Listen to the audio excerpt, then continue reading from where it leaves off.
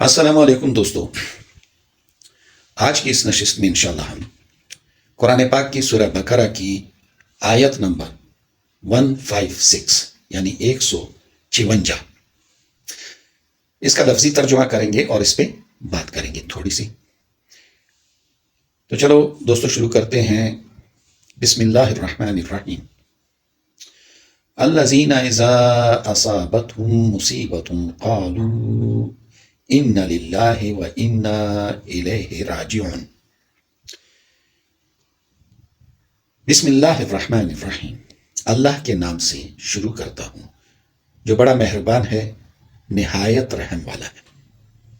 الذین وہ لوگ، اذا جب، اصابتہم پہنچے ان کو، مصیبت یعنی مصیبت تن ہے مگر یہاں جب ہم رکیں گے تو پھر مصیبت،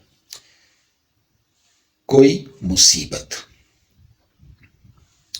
قالو وہ کہیں، ان للہ ہم اللہ کے لیے ہیں، وَإِنَّا اور ہم، الیہ اس کی طرف، راجعون لوٹنے والے ہیں.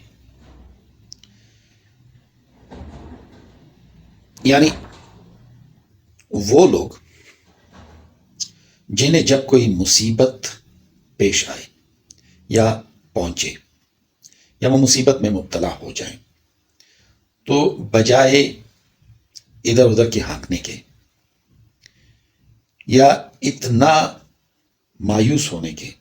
بہت سارے لوگ ایسے ہوتے ہیں جن کی کروڑوں کی جائیداد پل بھر میں ختم ہو جاتی ہے تو ان کا دماغ کام چھوڑ جاتا ہے،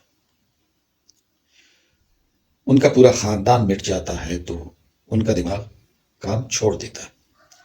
دیکھیے انسانی نفسیات ہیں، غم ہوتا ہے، مگر وہ لوگ کہ جو اللہ پہ بھروسہ کرتے ہیں، جن کا اللہ پہ ایمان ہے اور وہ یہ جانتے ہیں، یعنی ان کے دماغ میں، ان کے دلوں میں یہ بات راسخ ہو چکی ہے کہ ہم اللہ کا مال ہے اور جو کچھ بھی ہمیں ملا ہے یہ سب اللہ کا ہے،